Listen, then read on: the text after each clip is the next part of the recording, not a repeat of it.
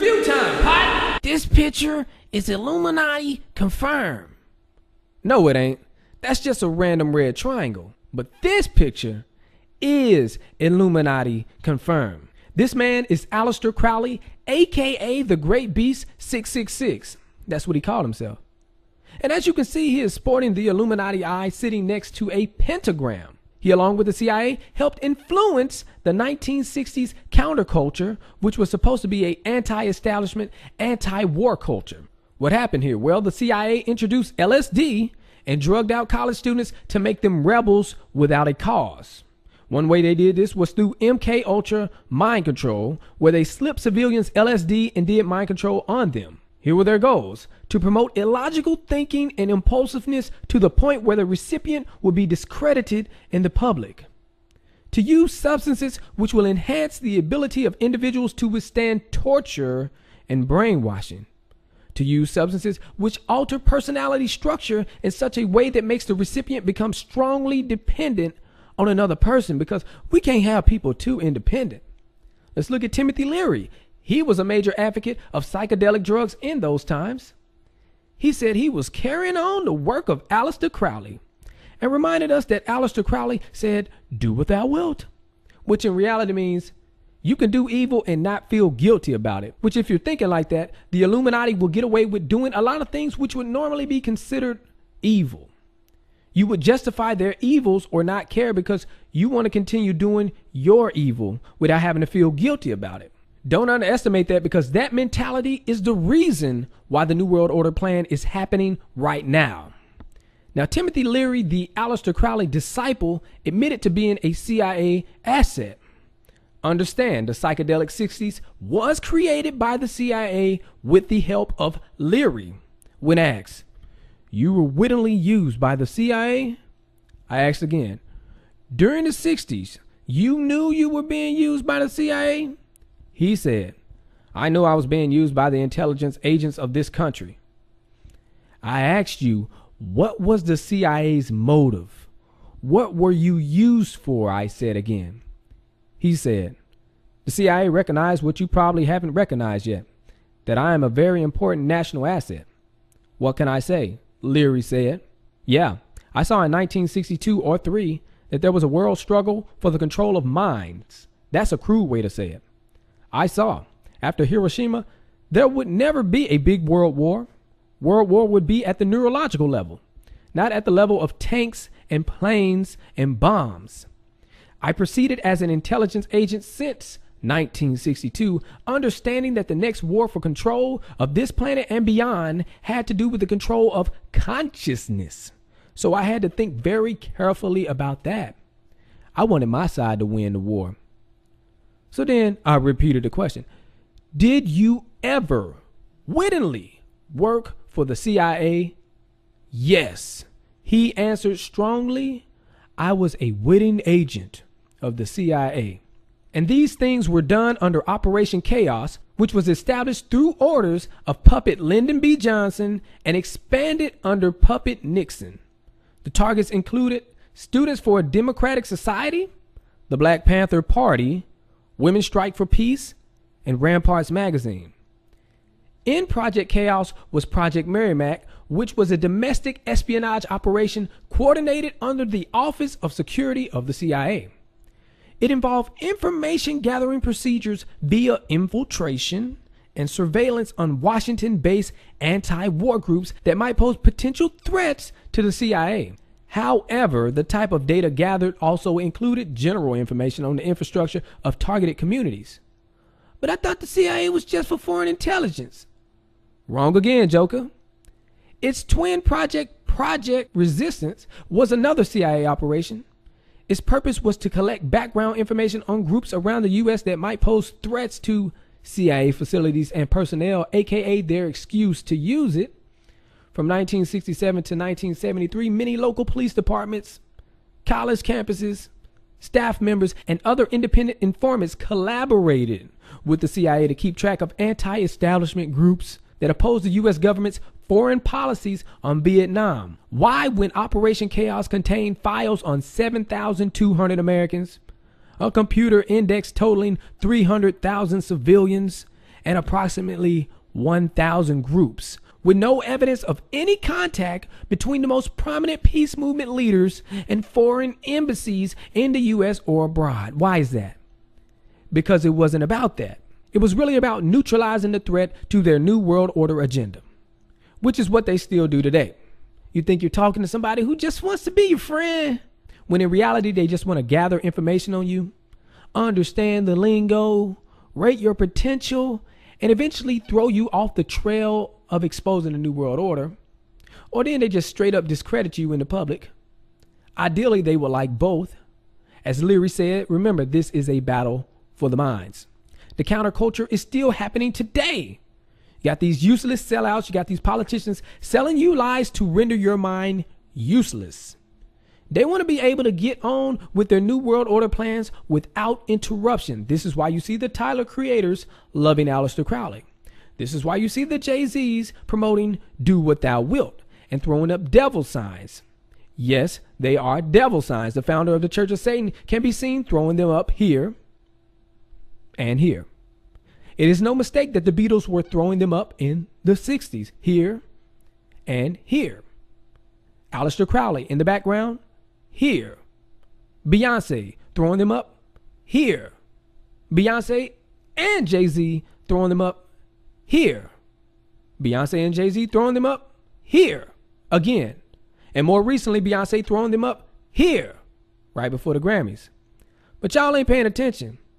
All the stuff that you call crazy is coming true. The United Nations plan for the New World Order is so obvious an 8-year-old can understand. Here we got Alice Bailey of the United Nations Lucius Trust. Evidence of the growth of human intellect along with the needed receptive lines for the preparation of the new age can be seen in the planning of various nations and in the efforts of the United Nations to formulate a world plan. From the very start of this unfoldment, 3 occult factors have governed the development of all these plans. And that was in 1955. What's the agenda? Well, not only one world government, but listen to her teacher, Blavatsky. One of the most hidden secrets involves the so-called fall of angels. Satan and his rebellious hosts will thus prove to have become the direct saviors and creators of divine man. Thus Satan, once he ceases to be viewed in the superstitious spirit of the church, grows into the grandiose image. It is Satan who is the God of our planet and the only God. Satan, or Lucifer, represents the centrifugal energy of the universe, this ever-living symbol of self-sacrifice for the intellectual independence of humanity. This is going to be their new mainstream view, and they are getting everybody ready for this increment by increment, breaking down barriers of what's considered the norm. And by the time the kids grow up, their belief system will be drastically different. And a lot of people got stuff to say with the beliefs they hold for whatever reason. Saying stuff like this is just crazy talk. Well, you can't give a good explanation on why Lucius Trust, who believes Lucifer is the ruler of humanity, is connected to the United Nations with the power and control they possess. That don't seem a little odd to you? You think the Grammys are just for the artists? Oh no, it's really about the people watching them. They know the masses will be watching, so they plan carefully with these satanic rituals in plain sight. Look, we don't always wear Baphomet horns, but when we do, it's at the 2015 Grammys. I'm thinking that a song called Highway to Hell, people throwing up devil horns while the song is playing, might have something to do with the devil. Look at Katy Perry throwing up the Baphomet sign. And here she go doing it again with devil horns on. What does that mean? That means I told you a long time ago what was going on with her sellout behind. Break it down for the slow people. She's wearing devil horns while the song Highway to Hell is playing, and she decides to throw up that sign. That means she knows it's a devil sign. You see here? She knows it's a devil sign. And here, she knows it's a devil sign. How about here? She knows it's a devil sign. And here, she knows it's a devil sign. Illuminati confirm. No need for your stupid red triangle because it's so easy to see. Common sense. You get Katy Perry, who said she used to be a gospel singer and that didn't work, so she sold her soul to the devil. But I don't believe the devil is real. So, don't nobody care? Point being, if she used to be a gospel singer, then it's highly possible that she believed God was real at some point. And if that's the case, then she would have believed the devil is real too, which is usually how it works, which means she understands what she is saying when she says, I sold my soul to the devil. The girl been doing rituals ever since. Let's look at Madonna. Girl doing straight up devil worship in front of everybody. Talking about she living for love. Look at this. This looks satanic. And then look at dummies talking about noble. In true Madonna style, she was surrounded by scantily clad masked men, her bulls. Bulls? I'm pretty sure those are supposed to be devils. Look at this dark scene. And this. Yes, these are definitely devils. And she says she's living for love, meaning she's living for Satan, and that love is going to lift me up, and then has a devil to lift her up. Here, you can see it here. She's saying love is the devil is not by mistake. Madonna knows exactly what she is doing. Remember, she is the same one with the song called Illuminati. Let's look at the lyrics. It's not Jay-Z and Beyonce. It's not Nicki or Lil Wayne. It's not Oprah and Obama. The Pope and, see, it's offbeat. What the heck? The Pope and Rihanna, Queen Elizabeth or Kanye. She's doing two things here, mocking and bragging. Mocking in that for dummies and sellouts, they would try to use this to say, oh, you see, Lil Wayne and Kanye are not in the Illuminati. And then use that as an excuse to say Illuminati is not real. And it's bragging in that she knows those puppets are not in the Illuminati and that she knows who the real members are. See for yourself right here. Madonna knows who the Illuminati are. People often accuse me of being a member of the Illuminati. But the thing is, I know who the real Illuminati are, and I know where the word comes from. See, bragging on y'all. Madonna defines a society as a group of scientists, artists, and philosophers who held power during the age of enlightenment. So you see, she gonna admit it's real, but in true do what thou wilt fashion, she deceives. She makes it seem as though they are not still in power. Well then, if that's the case, then why they still got the eye on the dollar bill? By the way, Kanye West helped with production for her Illuminati song. Kanye West is the same guy who said he sold his soul to the devil. It was a crappy deal.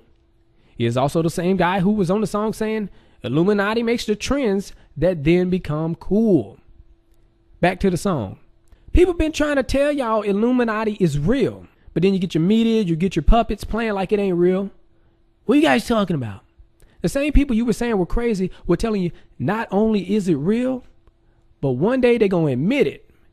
And when they do admit it, they're going to tell you it's a good thing. And what do we see here with this puppet Madonna? She's doing exactly that. Look at this song. The all-seeing eye is watching tonight. That's what it is. Truth and the light. This girl just called the all-seeing eye the truth and the light. The all-seeing eye is watching tonight. Nothing to hide, secrets in sights. That's right, because it's been here in your face and you're still acting dumb. Look at what's happening. We went from media acting like Illuminati, I don't understand, to mainstream music talking about everybody in this party shining like Illuminati. What the heck? And we still talking about the Grammys now. And last but not innocent, we get Beyonce doing a song talking about Take My Hand, Precious Lord. What in the heck? You talking about a dang Freemason ritual in plain sight. It's not a mistake that you see Highway to Hell and everybody wearing devil horns in the same show as Beyonce saying, Take My Hand, Precious Lord. It's not a mistake that you see Madonna dancing with the devil, talking about love is going to lift me up, in the same show as Katy Perry singing, By the Grace of God. It is not a mistake that you hear Evil Woman and Mr. Blue Sky in the same show. It is not a mistake that you hear Take Me to Church and I Put a Spell on You in the same show. That's right, you were watching a ritual. What, you thought they just do random songs? I'm just gonna go up there and do my favorite song. No, it's all planned out. Have you ever heard of rehearsals? They love putting light and darkness together. The big reason for that is they want you to see them as the same thing on a subconscious level. Why? Because if there's no such thing as light and darkness, good and evil, then they can just get away with doing more darkness. Their whole agenda is pure evil. And they don't just do it with one show. Let's look at Katy Perry and the 2014 Grammys. Okay, yeah. Now let's look at Katy Perry and the 2015 Grammys. Okay. Now let's look at Beyonce in the 2014 Grammys. And now let's look at Beyonce in the 2015 Grammys. Y'all jokers getting played. It's all in plain sight. Redsilverj, all I gotta say.